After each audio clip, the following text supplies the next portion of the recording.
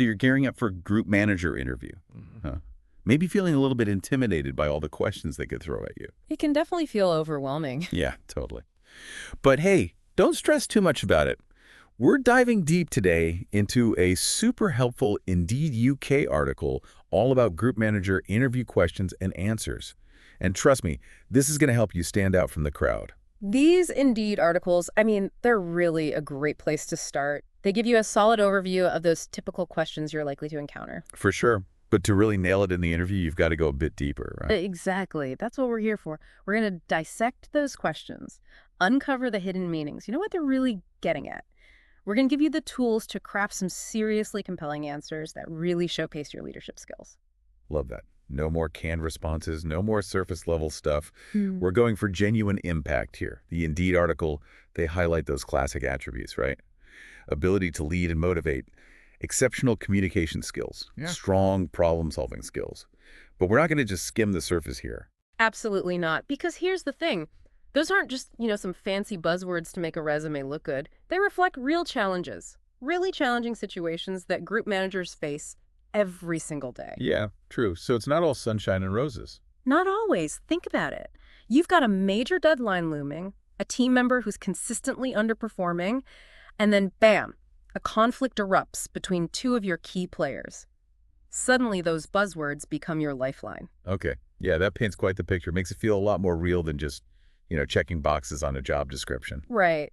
And that's why those seemingly generic interview questions are so critical. They're designed to test how you would handle those pressure cooker situations, how you think on your feet, how you actually apply those core skills to real-world challenges. Yeah. Okay, so let's get into some of those questions.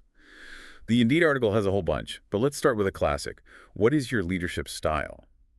Their sample answer says, I practice leading by example, setting the tone for my team through a strong work ethic, positive energy, and an open, communicative environment. I aim to provide clear expectations and the necessary resources for my team to achieve its goals. It sounds pretty good, but what's the deeper message here? What are they really looking for? What's really interesting is how that answer subtly touches on several key leadership frameworks. Leading by example, that aligns with something called servant leadership. It's where the leader's focus is on serving the needs of the team, empowering them to succeed. I like that servant leadership. And by emphasizing open communication and a supportive environment, it hints at a transformational leadership style. That's where the leader inspires and motivates the team to achieve these shared goals. Wow, I never thought about it that way. It's like every word is carefully chosen to signal a deeper understanding of leadership principles. Exactly. And that's what makes a truly insightful answer different from a generic one. It's not just about repeating what you think the interviewer wants to hear. It's about demonstrating you genuinely grasp those leadership theories and how they actually play out in real life. Okay, so how can our listener take this sample answer and make it their own? How do they personalize it? It all comes down to connecting it to their own experiences and their own leadership journey.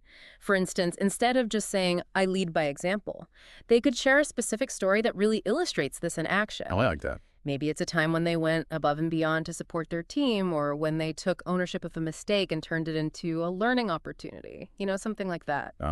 So it's about showcasing those soft skills through storytelling, making it relatable and memorable for the interviewer. Precisely. Stories have a way of cutting through the noise and making a lasting impression. They let the interviewer see you not just as a candidate on a piece of paper, but as a leader with unique experiences and perspectives. I love that. All right, let's tackle another question that can sometimes trip people up. How do you handle a team member who is not meeting expectations? The Indeed article suggests saying, in this situation, I arrange to have a sincere one-to-one conversation with the team member to understand any underlying issues. I aim to help them identify ways to improve and provide the support that would enable them to succeed in their development plan. Sounds pretty reasonable. But is there more to unpack here? There's definitely more to it than meets the eye. First off, it emphasizes empathy and active listening. Those are crucial for any leader. It's about understanding the individual's perspective, any obstacles they might be facing, instead of jumping to conclusions or coming down hard on them. Right. It's about recognizing there's a human being behind the performance issue. Yeah. Not just some robot. Exactly. It's also highlighting that solution-oriented approach, which is what interviewers are really looking for. It's not about dwelling on the problem. It's about taking proactive steps to address it and support that team member's growth. That answer subtly positions you as a coach, a mentor, not just a taskmaster. That makes sense. So it's not just about identifying the issue. It's about showcasing your ability to guide and develop your team members. You got it. And to really nail this answer, you could draw on specific examples from your own experience. Describe a time when you successfully coached a struggling team member. Highlight the steps you took and the positive outcomes you achieved. That adds authenticity and credibility that a generic response just can't match. I'm starting to see how each of these answers is like a window into your leadership style. They each reveal a different part of how you approach managing people and navigating tricky situations.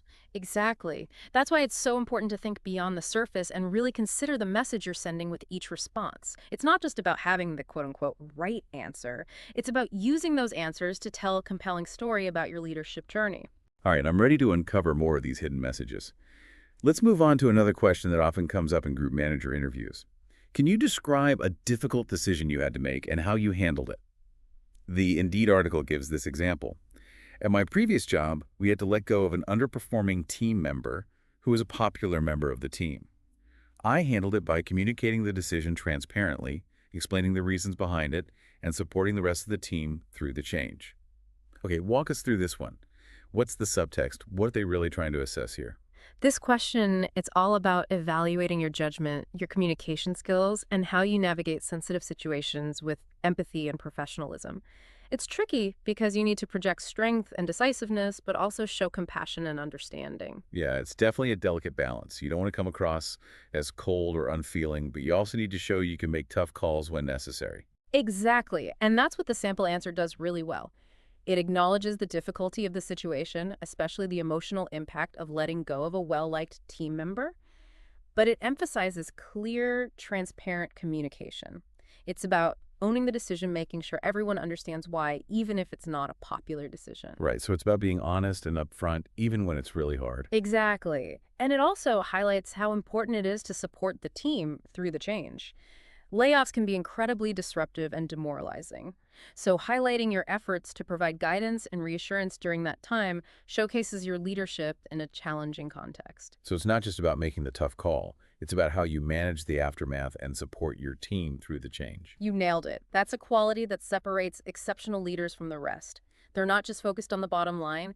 They genuinely care about the well-being of their team and understand the human impact of their decisions. This is making a lot of sense. We've just scratched the surface, but I already feel like I have a much better grasp of what interviewers are looking for when they ask these deceptively simple questions. It's like we're peeling back the layers of the onion, revealing all these hidden complexities of leadership and the subtle skills you need to succeed as a group manager. I'm hooked. We've decoded a few of those common interview questions, but there's so much more to explore. Let's move on to the next section, where we dive into the fascinating world of team dynamics and its impact on performance. Let's do it. Things are about to get really interesting as we unpack how those individual leadership skills come together to build and manage a truly high-performing team. So you've made it through the first part of the interview right. You've tackled those initial leadership questions with confidence. And now it's time to shift gears a little. We're going to dive into the world of team dynamics. I love this part. This is where things get really interesting. Yeah, for sure. And the Indeed article's FAQ section.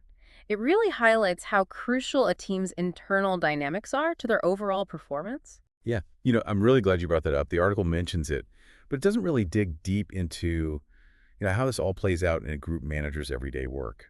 It's one thing to say teamwork makes the dream work, but what does that actually look like day to day? That is the million-dollar question. And it really gets to the core of what separates a good group manager from an exceptional one. A group manager's role, it goes way beyond just delegating tasks and, ticking boxes. It's about cultivating this culture of collaboration, open communication, and support. Okay, I'm listening. Think of it like conducting an orchestra. Each musician, right, they're talented on their own, but it's a conductor who brings them all together. They harmonize their strengths and create this beautiful symphony. Oh, I love that analogy. So it's not just about managing individual performance. It's about creating that synergy where the whole becomes greater than the sum of its parts. Exactly. And to do that, well, you need a deep understanding of team dynamics. There are some really great models out there that help us understand how teams actually evolve and function. One that comes to mind is Tuckman's stages of group development. It outlines those phases that teams typically go through, forming, norming, performing, and adjourning. Oh yeah, Tuckman's model. It makes total sense that a group manager needs to be aware of these stages, Yeah. right, and then adjust their leadership style accordingly. Absolutely. Like, for example, during that storming phase, that's where you see conflicts, disagreements start to bubble up. A group manager needs to step in and facilitate healthy communication, help the team resolve conflicts constructively. So it's less about being a director, more about being a mediator, a facilitator. Right. And then as the team moves into that norming stage, roles and responsibilities become clearer. You start to see that sense of cohesion. Then the group manager can shift their focus to empowering the team, really fostering a feeling of shared ownership. Okay, this is all starting to click into place. So how can someone listening, how can they demonstrate their understanding of team dynamics during an interview? A great way is to use the STAR method when you're answering those behavioral questions. Where they ask you about a specific situation. Yeah. This means you outline the situation, the task, the action you took, and the result. You know the STAR. And you pick an experience that showcases your teamwork skills. Got it. The STAR method. That's a great tip. It gives your answer structure, and it's easier for the interviewer to see how your skills actually produce real-world results. Exactly. It's about giving them concrete evidence of your abilities, Mm-hmm. not just saying, oh, yeah, I'm a team player. Okay, that makes sense. Yeah. Let's switch gears a bit and talk about something the Indeed article mentioned. The difference between a group manager and a project manager. I found this part a little confusing. What's the key difference here, and why does it matter in an interview setting? It is a subtle but important distinction for sure, and it's something you want to articulate clearly. A project manager, they're primarily focused on delivering a specific project, within a set time frame and budget. Their role is very task-oriented. Cool. A group manager, on the other hand, they've got a broader scope. Yeah. They're responsible for the ongoing leadership and development of a team. They're fostering that high-performing culture that goes beyond just individual projects. So it's like project managers are focused on the short game, and group managers are playing the long game. Perfect analogy. And in an interview, you really want to highlight the parts of your experience that align with that group manager role, even if you've had jobs with project management elements. Right. So instead of just saying, I delivered the project on time and under budget, you could say something like, I fostered a really collaborative environment where everyone felt empowered to contribute. And that ultimately led to the project's success. So you shift the focus from just completing tasks to the bigger picture leadership team development. Precisely. Showcase those soft skills, communication collaboration, conflict resolution mentorship, all those things that are crucial for effective group management. Okay, I see how all these pieces are starting to fit together now. Building a high-performing team. It's not just about assigning tasks and meeting deadlines. It's about understanding individual strengths and weaknesses, facilitating collaboration, and creating that culture of growth and development. Couldn't have said it better myself. And there's one more point from the Indeed article's FAQ that I think is really relevant here. It's the idea that certifications aren't always essential for group managers. That's a good one. That really stood out to me, too. It's kind of surprising these days, right? With all the emphasis on credentials and qualifications. It is surprising. But it shows that people are realizing that hands-on experience on the job learning, that's often more valuable than a piece of paper, especially in group management, where interpersonal skills and real-world problem solving are so important. Yeah, you can read all the books and attend all the seminars in the world, but nothing really compares to leading a team through a tough project or navigating a tricky interpersonal situation. It's like learning to ride a bike. You can study all the diagrams you want, but you won't really get it until you actually hop on and start pedaling. Love that. So those real-world experiences, those are your golden tickets in an interview. Don't just list off your certifications. Share anecdotes that illustrate your leadership skills in action. Describe a time when you had to make a difficult decision, how you rallied your team, what you learned. Exactly. Those are the stories that'll captivate the interviewer. Those are the stories that'll convince them that you have the experience and the wisdom to lead their team. Stories are so powerful. They make the information come alive.